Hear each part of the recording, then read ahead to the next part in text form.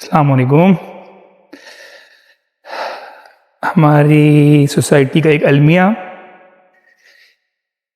کہ جب کوئی چھوٹا بات کرتا ہے، کوئی ینگ بندہ بات کرتا ہے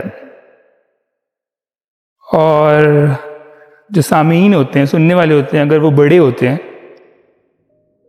تو وہ چھوٹوں کی بات کو رد کیوں کرتے ہیں؟ موسٹلی اگر بچہ یا جوان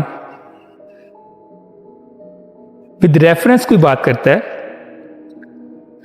لاجیکل ریشنل ریزننگ پیش کرتا ہے، تو جو ہمارے بزرگ ہیں، جو ہمارے بڑے لوگ ہیں، یہ ہماری بات کیوں نہیں سنتے؟ یہ کہتے ہیں کہ تم چھوٹے ہو، تمہیں پتہ نہیں ہے، تمہارا تجربہ نہیں ہے. بے شک ہمارا تجربہ نہیں ہے، ہو سکتا ہے کہ ہمارا تجربہ نہ ہو، ظاہری سی بات ہے. جو ہمارے بزرگ اور بڑے لوگ ہیں ان کو تجربات ہیں زندگی کے وہ زیادہ ہیں ہم سے. ویسے تو نیگیٹو تجربات ان کے زیادہ ہیں، تو وہ اسی منفی تجربات جو ہیں ان کی، جو نیگیٹو تجربات ہیں ان کی، اس بنا پر ہمیں کہہ رہے ہوتے ہیں کہ یہ نہ کرو، ایسا ہو جائے گا. ہم وہ کام نہیں کریں گے جو پاکستانی بزرگوں نے اور پاکستانی بڑے لوگوں نے کیے ہیں، اور ہمیں چھوٹوں کو آ کے نصیحت کرتے ہیں. اور اگر چھوٹے صحیح ہو جائیں اور ہمارے بڑے غلط پروو ہو جائیں تو وہ کہتے ہیں کہ جذبات میں آ کے باتیں کرتے ہیں، جذباتی ہیں نوجوان، ان کو پتہ ہی نہیں ہے. مطلب یہی لوگ تھے. مطلب مثال اگر دی جاتی ہے نا کہ حضرت عیسیٰ علیہ السلام کو جو صلیب دی گئی، ویسے تو ہمارا عقیدہ یہ ہے کہ ان کو اٹھا لیا گیا، لیکن جو صلیب دینے کا پلان کیا گیا وہ بڑوں نے کیا نا. وہ جوان تھے، ینگ تھے، وہ ٹھیک بات کرتے تھے، بڑوں کو بری لگتی تھی، کیونکہ بڑوں کا تو بیونڈ ریپیئر ہوتے ہیں. موسٹلی 50 ابو کوئی بندہ چلا جائے وہ بیونڈ ریپیئر ہو جاتا ہے. تو موسٹلی ایسا ہی ہوتا ہے ہماری سوسائٹی میں کہ جو چھوٹے ہیں ان کی کوئی بات سنی نہیں جاتی، چاہے وہ حق بات ہی کیوں نہ کر رہے ہوں. ود ریفرنس اگر آپ سورہ اثر یا سورہ اخلاص کا صحیح ترجمہ بھی بیان کر رہے ہوں گے نا ان کے سامنے، they won't believe you. یہ آپ کی بات کا یقین نہیں کریں گے. بڑے ریجیکٹ کریں گے، آپ کی ہر بات کو ریجیکٹ کریں گے، کیونکہ وہ بڑے ہیں.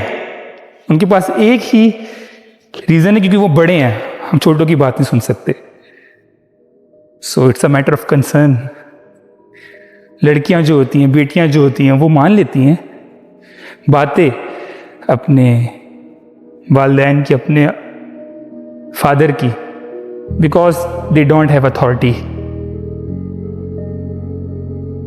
بیٹیوں کے پاس کوئی اتھارٹی نہیں ہوتی، اور پاکستانی باپ اپنی بیٹیوں کو وہی دکھانا چاہتا ہے جو وہ خود دیکھتا ہے. بیچاری غلط باتوں کو بھی تسلیم کر لیتی ہیں ان کی، because they don't have authority.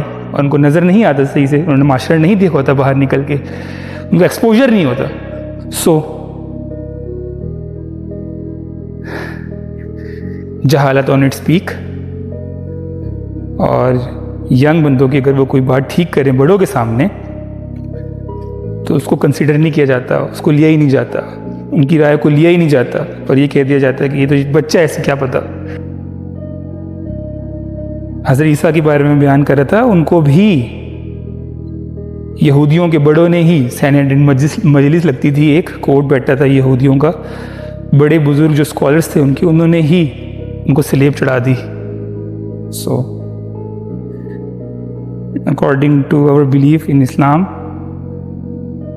ان کو اٹھا لیا گیا تھا، اور